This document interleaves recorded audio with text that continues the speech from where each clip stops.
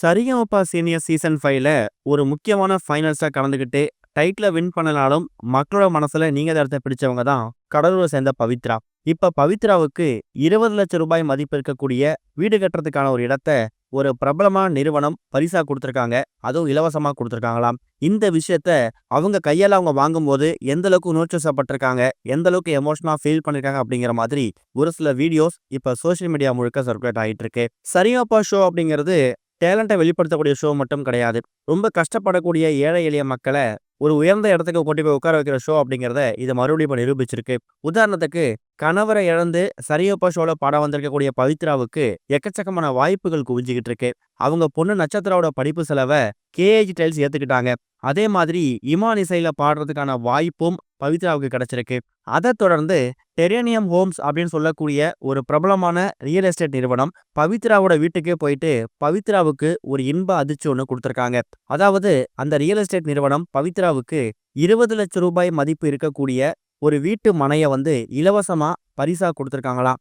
அந்த நிறுவனமும் கடலூரை சேர்ந்த நிறுவனம் அப்படிங்கிற மாதிரியும், இது எங்களோட முடிஞ்ச ஒரு சின்ன பரிசு அப்படிங்கிற மாதிரியும், 2500 ஸ்கொயர் ஃபீட் மதிப்பு இருக்கக்கூடிய அந்த இடத்த நாங்க உங்களுக்காக கொடுக்குறோம். கூடிய சீக்கிரம் நீங்க வீடு கட்டி குடியேறணும் அப்படிங்கிற மாதிரி அந்த நிறுவனத்தோட தலைவர் பவித்ராவுக்கான அந்த அக்ரிமெண்ட்டை சைன் பண்ணி கொடுத்துருக்காரு. இதை கேள்விப்பட்டுட்டு பவித்ரா அந்த அக்ரிமெண்ட்டை வாங்கி ரொம்ப எமோஷனலா ஃபீல் பண்ணியிருக்காங்க. இந்த வருஷம் பொங்கல் நான் வாடகை வீட்டில் கொண்டாடுறேன். கூடிய சீக்கிரம் சொந்த வீட்டுக்கு போகணும். சொந்த வீட்டில் என் பொண்ணோட என் கணவர் ஃபோட்டோ வைத்து நான் பொங்கல் செலிப்ரேட் பண்ண நினச்சிட்டு இருந்தேன்.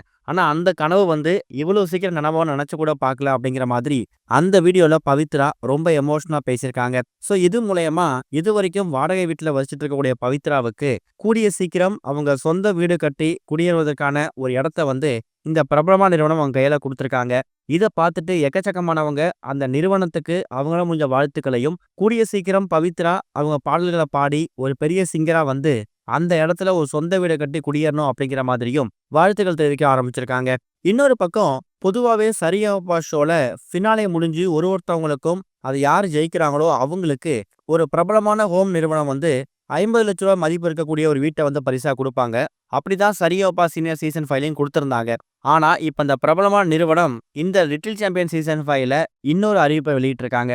அது என்னன்னா, அதே வீடை பரிசா கொடுக்க போறாங்களாம். ஆனா அந்த வீட்டோட மதிப்பு 50 லட்சமோ 60 லட்சமோ கிடையாது.